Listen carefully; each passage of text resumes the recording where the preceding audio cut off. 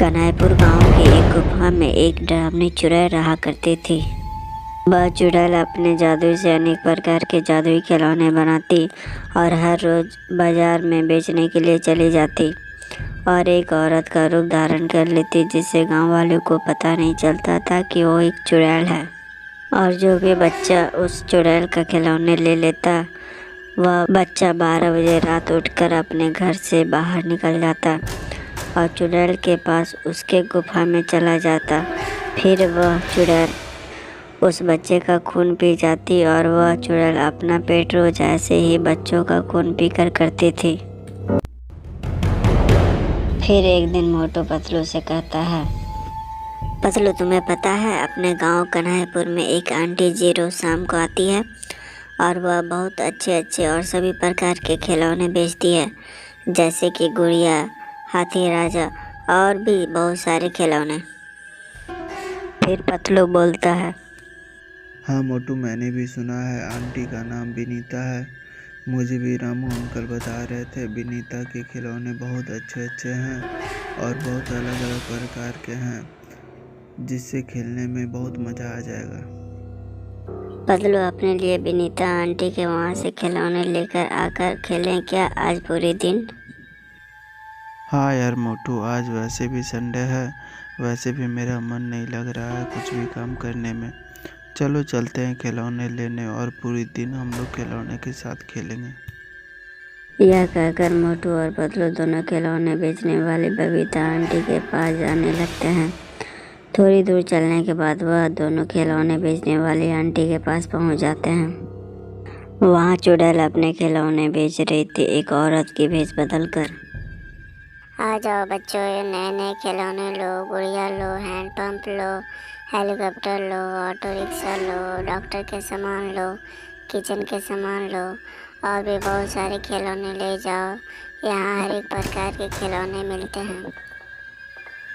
इस तरह चुड़ैल अपने खिलौने बेच रही थी। तभी चुड़ैल को मोटू पतलू आते दिखाई देते हैं और चुड़ैल बोलती है, क्या हुआ मोटू और पतलू, तुम्हें क्या चाहिए?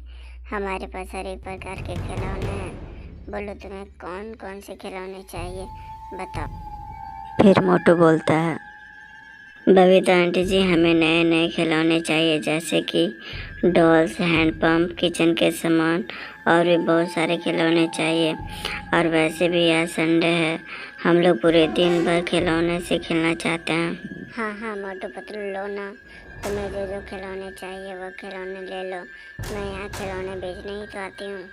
यह बोलकर चुड़ैल उन्हें खिलौने दे देती है।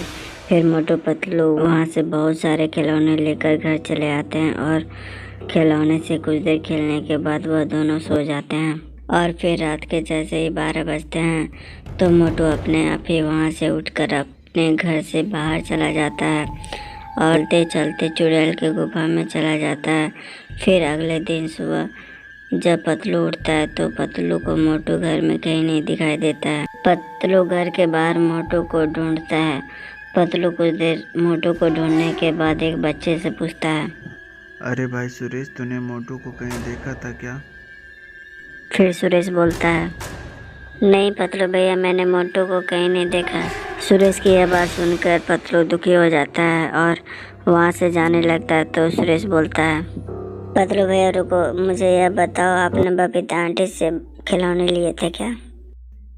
हाँ सुरेश भाई, हमने कल ही उस बबीता आंटी के यहाँ से बहुत सारे नए नए खिलौने लिए थे। अरे यार पतलू भैया, आपने यह क्या कर लिया? आपको पता है वो बबीता आंटी नहीं है, वो एक चुड़ैल है जो बच्चों को दिन में खिलौने बेचकर रात को वह अपने जादू से अपने पास बुला लेती है और बच्चों का खून पी जाती है। पतलू जल्दी से गुफा की तरफ जाता है। फिर बाहर से गुफा में देखता है तो मोटू बेहोश रहता है और चुड़ैल भी वहीं खड़ी रहती है। फिर पतलू एक तांत्रिक से मिलता है और सारी बात तांत्रिक को बता देता है। फिर तांत्रिक बोलता है, पतलू बेटा, तुम ऐसा करो, उस चुड़ैल से जो खिलौने लिए थे तुम उस खिलौनों को आग में जला दो तो चुड़ैल अपने आप ही मर जाएगी, क्योंकि चुड़ैल की सारी जान उस खिलौने में है। तुम जैसे ही खिलौने जलाओगे उधर मोटू अपने आप सही होकर तुम्हारे पास आएगा। फिर पतलू जल्दी से अपने घर जाता है और उस खिलौने को जला देता है। जैसे ही खिलौना जलता है वैसे ही वहाँ मोटू अपने आप ही सही होकर आ जाता है। फिर दोनों घर चले जाते हैं।